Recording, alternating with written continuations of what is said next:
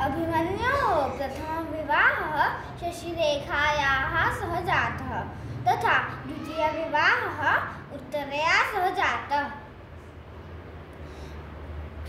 पाण्डवानाम् अज्ञातवासानन्तरं हस्तिनापुरस्य राज्यं तेषामासीत्, किन्तु दुर्योधनः तस्मै राज्यं दातुं न इच्छति स्म।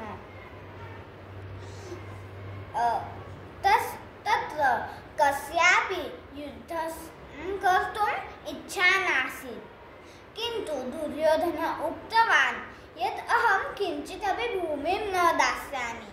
यदि शक्तिः अस्ति चेत् युद्धं कृत्वा अस्मान् पराजयित्वा राज्यं स्वीकुरु। अधुना एकः एव उपायः अवशिष्टः, यत् युद्धं कर्तव्यम्। महाभारतं प्रारब्धम्। पाण्डवाः तथा कौरवाः तथा तेषां सैनिकाः रणाङ्गणे आगतवन्तः। कोलाहलः प्रारब्धः। अश्वानां गजानां मृतदेहानि सर्वत्र पतितानि आसन्। तस्मिन् अभिमन्युः अपि आगतः। सूर्योदयतः प्रारब्धं युद्धं सूर्यास्ते समाप्तं भवति स्म। 9 दिवसाः अतीताः।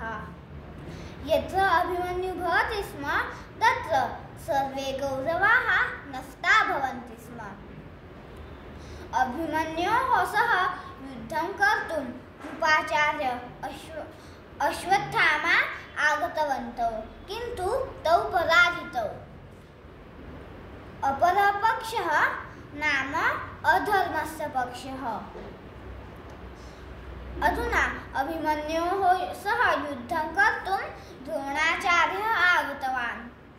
सः किञ्चिदेव कालात् ज्ञातवान् यत् अर्जुनादपि प्रबलः अभिमन्युः अस्ति। सः पृष्ठे गन्तुम् आरब्धवान्।